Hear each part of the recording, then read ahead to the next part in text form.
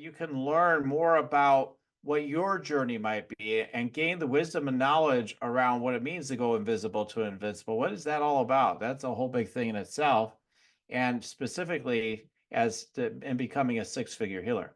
So if you're someone that actually is like, yeah, theoretically, I'd really like to do this, or yes, I know I want to thrive at that level and much higher, then this podcast definitely is one you want to lean in on. Welcome to Spiritual Rockstar Podcast, where world-changing spiritual entrepreneurs come to deeply awaken the power within to bring forth their greatest purpose, while enjoying being in tune with all life and real wealth in all aspects of their lives. I'm your host, Daniel John Hanneman. And welcome everybody to Spiritual Rockstar Podcast. I'm so grateful to be here with you today. I am here to share with you my invisible to invincible journey as a six-figure healer. And you want to absolutely listen, I believe, to this. I am so excited to share this with you because I struggled so much as a healer with the issues of showing up visibly with my gifts and having confidence in it, much less having any confidence to charge for my services, to feel that it was a good thing to do. So I'm going to talk about that and the challenges I had, not only in that path, but also started from kind of the beginning, of this journey in this life and what brought me even into becoming a healer, etc. And how my past interlinks with everything that I've been challenged with, going into this level, which I did many, many years ago and beyond. So I'm going to get into it today so that you can learn more about what your journey might be and gain the wisdom and knowledge around what it means to go invisible to invincible. What is that all about? That's a whole big thing in itself. And specifically in becoming a six-figure healer. So if you're someone that actually is like, yeah, theoretically, I'd really like to do this, or yes, I know I want to thrive at that level and much higher, then this podcast definitely is one you want to lean in on. Do you want to meditate and make money? Let it be simple. Let it be easy. Let it be fun. Go to yoursacredpurpose.com and get your free Meditate, Make Money meditation today. Okay, so what is my journey with this? Well, as a kid, it's pretty shy, pretty to myself, pretty shrinking in terms of socially. Didn't come out of the box too much. I had my friends like, everybody else, but, again, tend to be limited, smaller number of closer friends. But I just remember like just having this intense feeling of enthusiasm and a depth of love, for people growing up and being a very observant type, shy, introverted, observant type. And, I remember like one of my issues with becoming invincible was I was really good at math, as a kid, the calculation stuff. I'm still pretty good at it, as far as that goes. But yeah, I've always been good at that. And so as a kid, I was way ahead, it seemed, of almost everybody else, if not everybody else, in the earlier grades, like even I would say third, fourth grade, even into that level. And then, after that, I don't know, maybe the playing field got leveled. I'll tell you, part of the reason why is because when we would have these contests, I was more just being myself and bringing my full power, my full ability into it. And they would have this game called Round the World with flashcards. And they get up and they do the flashcard. You go next, side by side with somebody at their desk. And then if you win, you go to the next one and all that. Well, for me, it just seemed like way, way, way, way easier than for anybody else in the class for the most part. Maybe some of them are decent, so could get the calculation going a little faster, but mostly they were very slow with the answers. They're counting on their fingers and everything.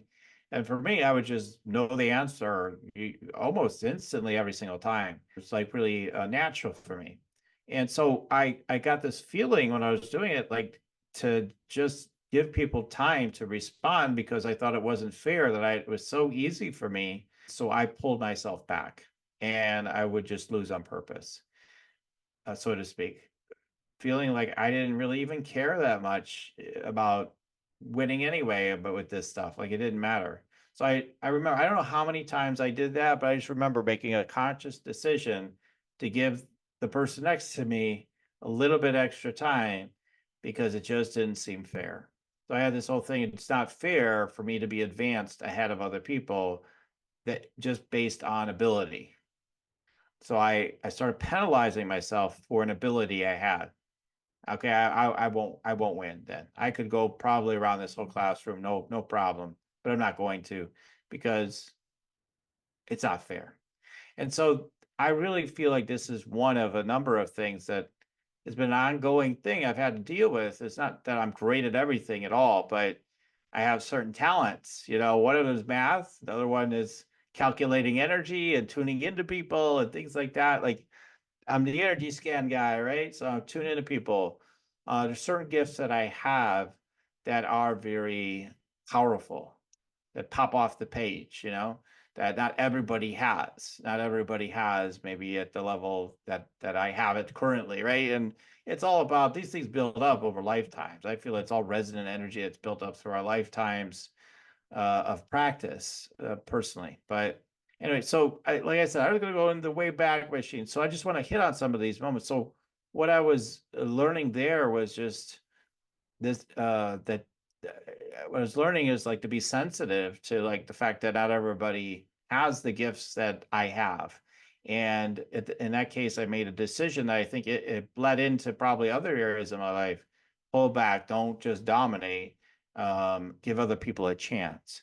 So I'm not sure all how that affected me and necessarily, but my sense of it is I started pulling back in other areas of my life. I was good at some other things like pitching in baseball, like in my younger years, I was really good at that. There weren't a lot of things, necessarily that, I mean, I was good at pool just because we had a pool table in my basement, things like that. To this day, I so enjoy playing a great game of pool, right? Lifting weights, I got so for me, I was never a high achiever when it came to things like school because I didn't care about school so much.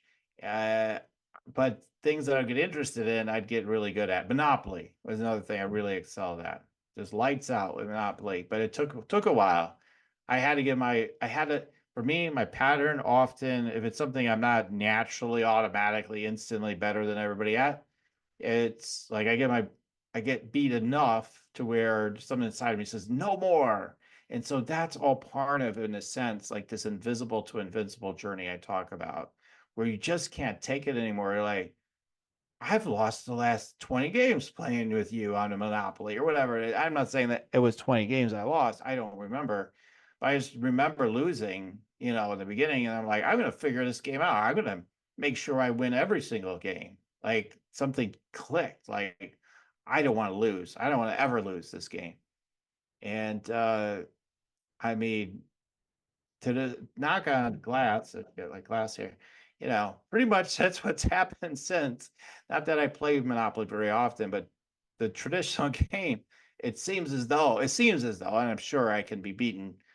Ultimately, I probably can be beaten, but it seems as though I don't lose. I never lose because I still have the mentality. I already won. Going into a game, I already have the mentality, and then it plays out that way. So you set these strong intentions in life, and then it becomes a fact. So these different areas of life, this has happened.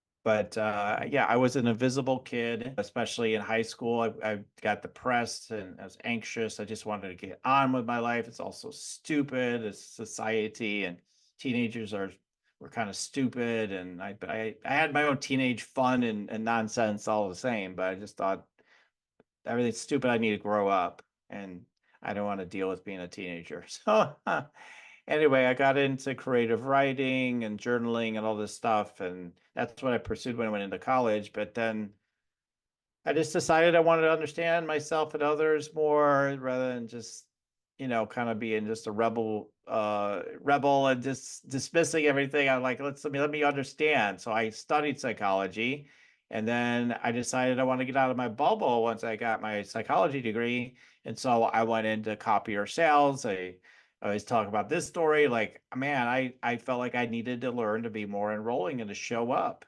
And so I did that feeling it would be important to me at some point in my life. Not that I thought that I was going to be a big success at this particular type of sales. So I did that and got my 2.5 years of training by being on that job. The turnover rate was about 80 to 90% maybe every like 6 to 8 weeks, like in a company for the sales force. Did I last because I was so great at sales? No, it's because of who I am, because of the energy I bring. I can seemingly seem to be an asset to a company, even when my performance on the outward level doesn't always seem phenomenal. People want me around. And so I contribute to a team in other ways. Sometimes I believe, because I mean, there is no like logical reason other than like I was always enrolling them in my enthusiasm of the job. Like, because that was my thing. I was building my strength to be confident and to get in front of people and not be so shy and not talk to people and all that stuff, right? So anyway, I went to get my master's degree in clinical psychology after that. And I became, but by the time I got to the end of my 2 years and before my, what they call an externship, which is an internship, basically. So before I went out, I was pulled in by my professors that were on my board, for my thesis. And they said, "Hey, listen, we can't send you out there. You ask too many questions. You pit one of us against the other, which by asking too many questions, like, and I asked for specifics. Well, you asked the same questions to multiple of us, so you're like trying to split us." Yeah. And then that I was too low key. My social skills are not up to par. I think there was some truth to that. I was not highly skilled socially because of all the developmental issues with socializing early in my life. I hadn't built up my social skills well. So that actually made some sense, but some of it didn't. Like I was just literally just different. I was just tuning into people during the clinicals that they would watch me working with people. I would just be so quiet and listen and then offer, some reflections and maybe some insights. But I had a lot more I probably could have shared from the ability to tune in, but I didn't know about that back then. I didn't know about it. All I knew is like hold presence, be still, be with them. And that was my style at the time. And they just like, well, that's no good. And you got to be active. You got to be active. And yet all the studies show the people that in therapy, at least, the studies tend to show like people that listen the most are the best therapists. So go figure on that as well. But they had a point on that for sure. And then, oh, my thesis wasn't far long enough. I didn't do enough work. And like, and some people hadn't even started their thesis and are going out on their externship. So it made no sense. So basically, it was like, you don't fit in. You're too weird. There's something wrong with you. You need therapy. You need remediation. All this nonsense. So, and again, I say nonsense in that I think I just didn't fit in, and so and I think it ruffled some of their feathers, by being more of who I am while I was there, and whatever percent of it, there was still some truth in it, I'm sure, right? There's always a grain of truth in untruth even. So I was, kind of outcast, so to speak, with them, and classmates and everybody else kind of wondered. The one thing they did notice is I was very good at assessing people. They're like, something about your ability to diagnose and assess is really, really excellent, really phenomenal. So I was really noticed for that. And even with my classmates, they would come to me with their cases. What do you think of this case? What's going on with this person? I'd be like, one of them come to me, one of the best students in the class, very, very smart, very, very high level student. I said, why are you coming to me? You're really smart. You're really good. Why are you coming to me? And she'd be like, because some people just know things.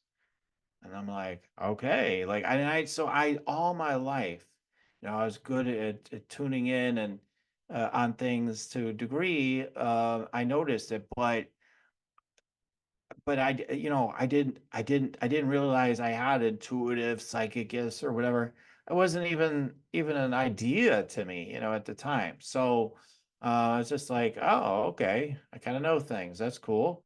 So I started getting it there, and then but yeah, so anyway, this is a long story, but just telling parts of my story so far, but yeah, I graduated eventually. I did whatever they wanted, pacified them, make them happy.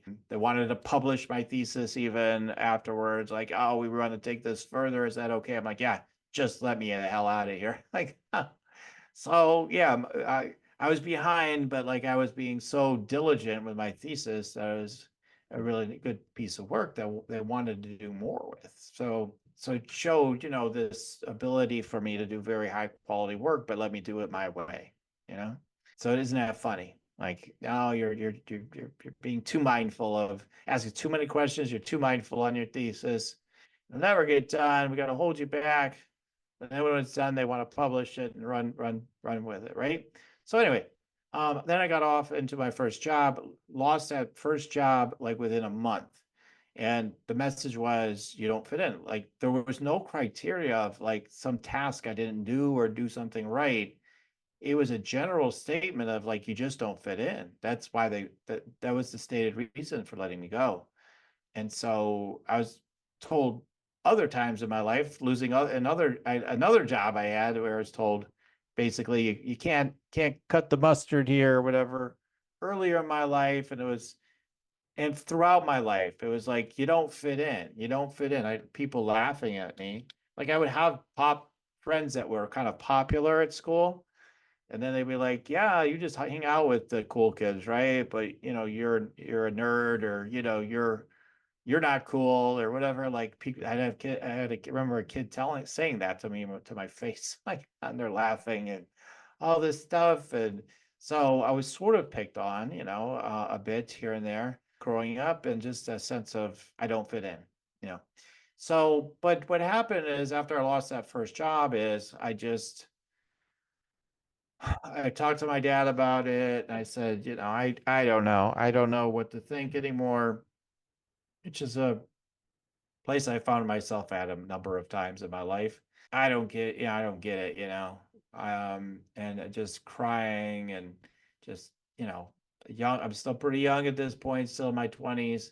Like, what am I going to do in my life? Like, am I even going to be able to do a job like this in this field? They're telling me I'm no good, basically. And he just said he didn't have any worries about me. I don't have any worries about you at all. He had full confidence that I would do well. One of the other things he had said along that path was, you're an innovator, you're going to be attacked, you're going to be judged. And so anyway, so yeah, I got to my next job working with the chronically mentally ill. And they thought I fit in just perfectly well at the next job. And I actually got stolen away to another company that gave me a raise, a big raise in pay, a significant raise, and yeah, and I was there for a number of years and was valued, and especially I think by the clients that were there, because they're chronically mentally ill. I didn't see them that way though. I saw them as, as who they were and brought spiritual truths to them. Even before I really formally was studying spirituality fully, I was bringing spiritual truth to them, truths that I hadn't even studied in the books yet, but I just knew to be true. Things like, in this moment, what's wrong? Nothing, right? Everything's good. I'd never read that in a book. I'd never studied Eckhart or anybody like that at that point. I was probably starting to get into metaphysics pretty shortly after, I probably was in metaphysics at that time. But anyway, things like that. And so thriving to a degree for sure. And then I got into private practice. I learned hypnosis. I got into metaphysics. I learned that, became a practitioner of that. That was huge. That helped me in so many ways with my confidence and my strength. It's a huge part of me becoming, an invincible, six-figure healer. And it's just being able to command something, or to allow something to happen, if you want to look at it that way, but just getting the energy aligned through prayer. We learned it through prayer, and you do these prayers, you get your consciousness clear, and then it happens. And that really, really was powerful for me.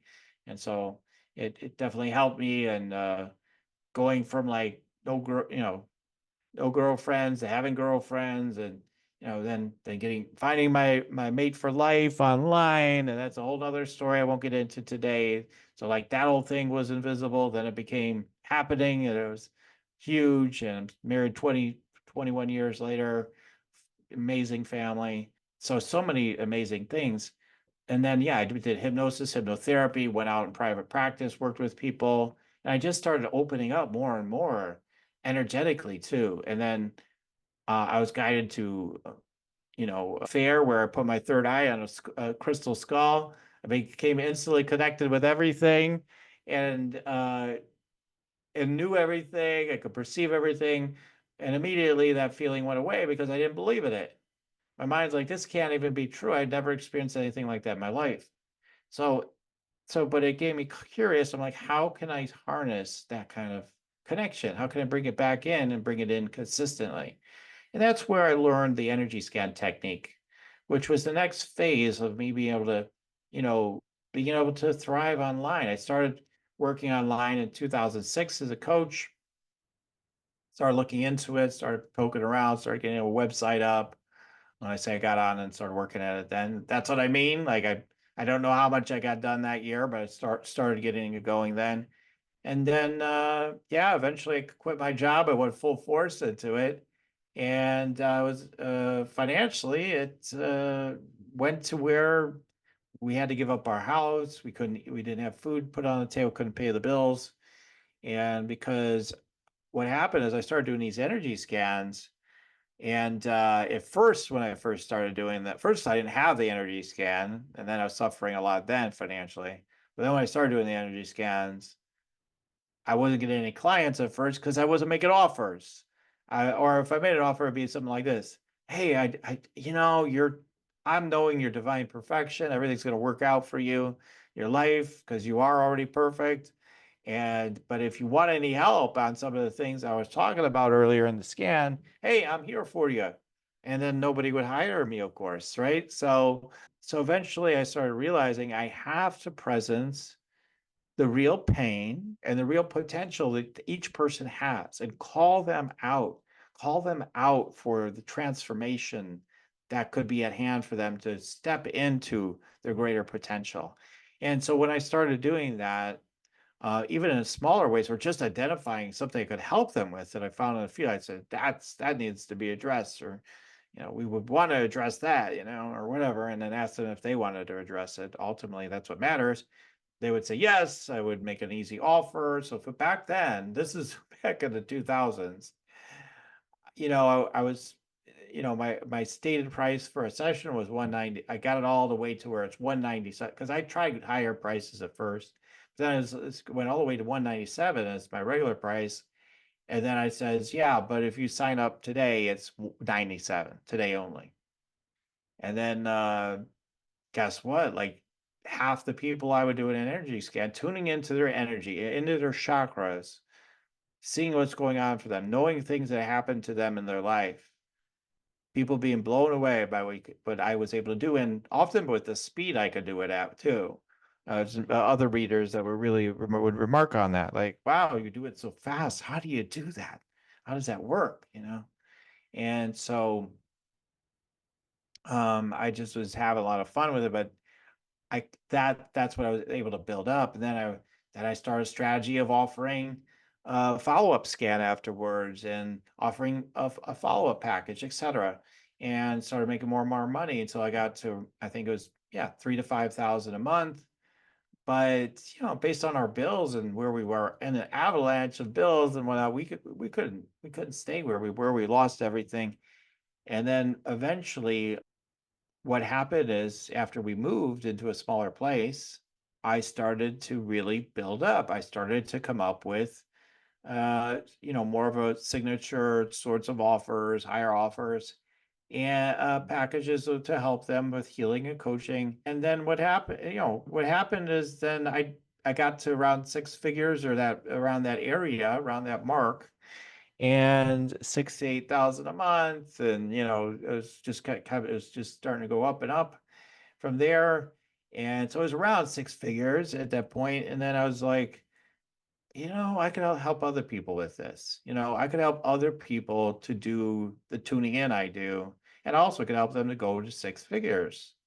And so I decided to do that. And so I started talking about becoming an invincible six-figure healer. And I eventually, again, try to shorten the story a little bit, is I created a business called Academy for Invincible Six-Figure. Not maybe that's what it should have been called, but Academy for Invincible Healers. I think called Six-Figure Healers. Maybe that's the way for me to proceed. Maybe, who knows? And I had that, and I was doing energy scan certifications because that was the way I had come up. That's how I was able to attract people fast to become clients, is through offering energy scans. And to this day, with all the things that are out there, and all the things that evolve from way back when I got started in 2000s, energy scans are still highly, highly magnetic and attractive to people. And so, yes, it's always a great way to boost your business is to be able to offer these energy scans. You tune into their energy, you see where the opportunities are, where there are opportunities to move out of pain, stuck points, and to move into greater potential. And then you help them to do that through your healing, through your coaching, through whatever your methods are. I do teach healing methods and all that. Don't really train on coaching, but I think a lot of people are natural coaches. I don't think every single person needs a coach degree or a certificate, I should say. Sometimes they're degrees. Some people probably don't like that idea, but it's my belief. So yeah, some of us are just know how to help people, right? And I think a lot of the confidence we could be getting in life is not from our degrees and all the credentials, but that we naturally have the abilities. But I offer certification because there is a mastery of the ability of tuning in to people. And I wanted to help people to do that along with getting clients and becoming six-figure healers. And I was able to produce that for some people, especially in the beginning, because I was specifically was designing one program particularly I designed specifically for that, and every single person in the program went into that level. So what happened after that was I felt like I wasn't reaching enough people, so I broadened things, started bringing all the people in that want to just learn how they do the scanning and just get more paid clients. And then I wasn't as consistently whatsoever, bringing people to that level, but they are extremely abundant in energy, extremely happy, much more happy. I mean, the people that really would show up, of course, the most would experience that. They would get more healing. They feel more supported than ever as healers. All those things mattered in being in the Academy for Invincible Healers big time. So that was a multi six-figure business for many years, for a number of years. And then 2017, I just got the knock on the door of consciousness. It's time to let it go. And I'm the person who will listen to the guidance when it seems true. I mean, not every single download feels exactly true. That's other guidance I'm getting to right now. But anyway, I decided, okay, I'm not supposed to do this anymore. And, I've been working as an intuitive business coach, doing some energy scan trainings over these last several years, but was fully guided back, to this after, running this podcast. I've been running at a higher level in terms of episodes, last year, like I was doing 2 episodes per week. But anyway, I was guided back to do this energy scan training was the initial thing. And that's what I'm offering. I am offering energy scan training because that is the first key. If you want to become invincible, one way is to learn energy scanning. If you want to have more complete skills and abilities to help people, you should be able to do energy scanning. So I have a training for that. I'm sure we'll put a link in the notes below on that around the training. So yeah, but that was the key for me to do that. And then the other part is just having confidence. You can help people, calling people out to a higher transformation. I teach all of that in a 2-day training. And believe it or not, people literally can do the energy scanning, tuning in profound ways, like right after that's training, like 2 days. Most of what they gain, as far as that part of it goes, happens in the first day, in one day. because we are naturally tuned in. We are naturally infinitely tapped in. And then when you start tapping into that and you start commanding that energy, which is part of some of the follow-up work I do with people, particularly, you start to realize you can manifest anything. You can manifest the business that you want that aligns with you, the healing business. So yeah, these are the tools. I teach all these tools and all these methods that have worked for me and have worked for others to stand in your power, to be able to have the level of livelihood that you want for you, for yourself, for your family. You know, many of you have families. I have a family, like I said. I have two of my own daughters, a stepdaughter as well. That's now with we have grandkids and everything. It's amazing. She's happily married. And anyway, it's a long story. But the point is that if you learn energy scanning, you start learning that you are all powerful as you are, that you can command the energy for the opportunities to happen and willing to show up. You know, like for me, I wasn't showing up earlier in life. Now that I'm showing up, yeah, now there's more satisfying results. I'm not depressed and feeling like I might not be want to be in the world anymore again and again. You know, that was a constant thing when I was a teenager. So, but yeah, you show up using your gifts, bringing your mojo into the world, and you start becoming magnetic to the right people that want to work with you. So I just broke down like a lot about attracting new clients fast through energy scanning through just my previous podcast episode.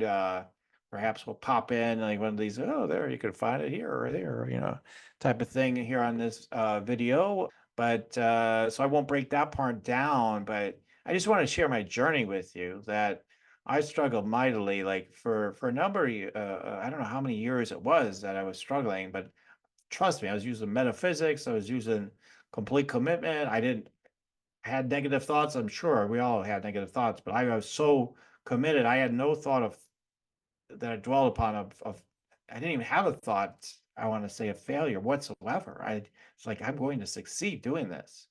And yet it still took a while for me to break through all the inner stuff, you know, that I needed to move through to step into that level.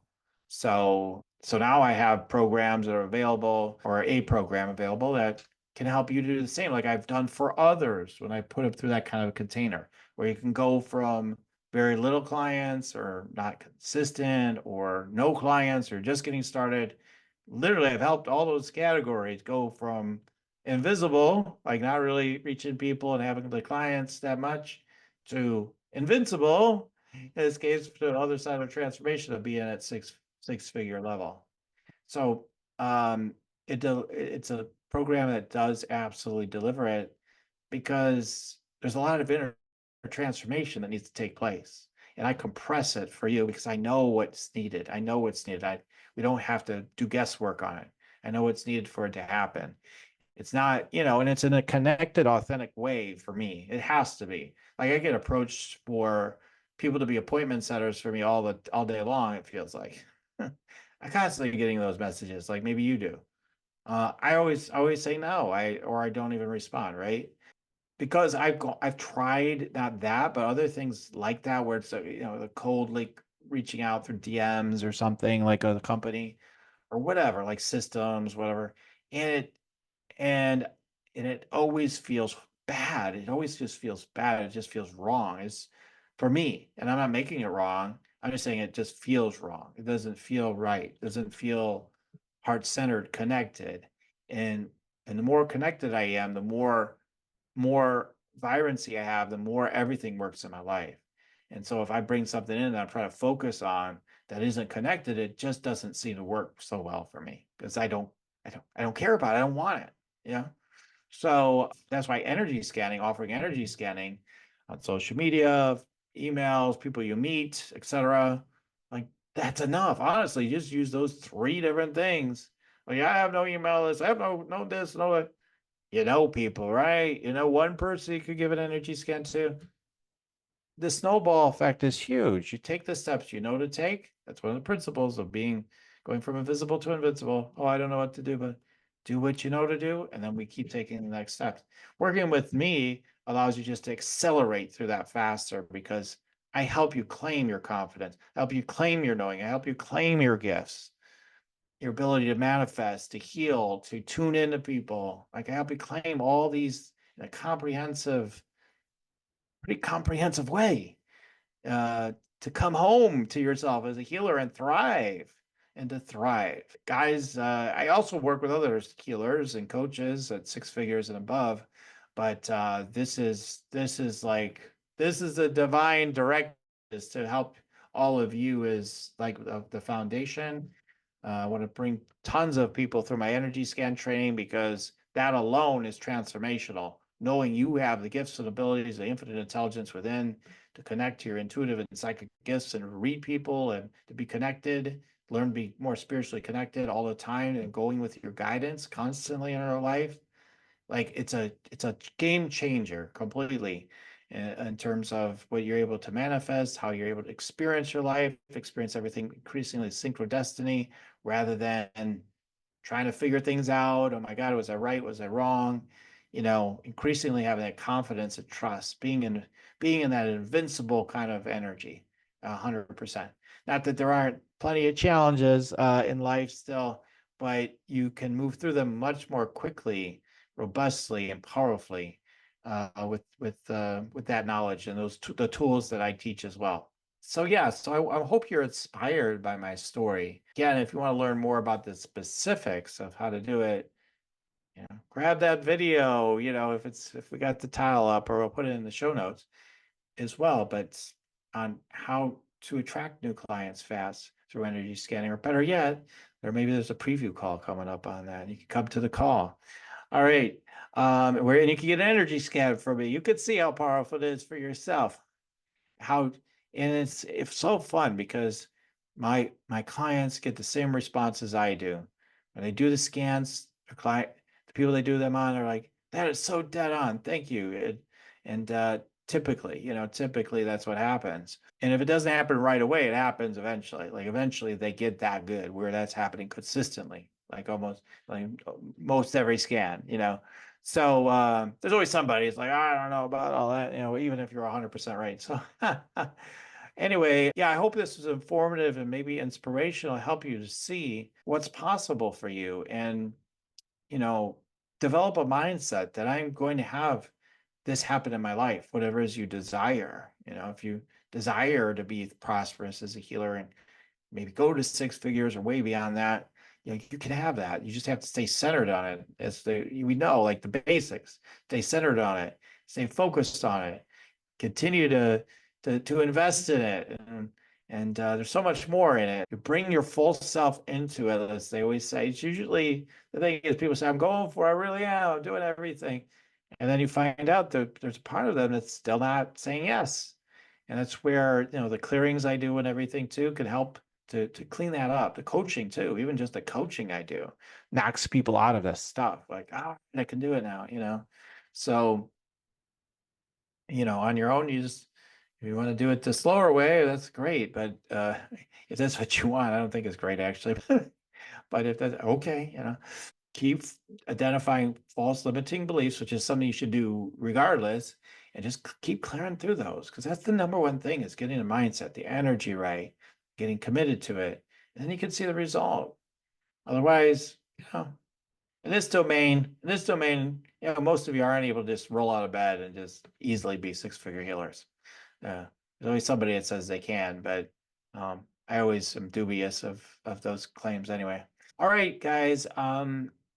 Really grateful to have shared with you today. If you liked the video, give it a big old like, subscribe, all the usual stuff.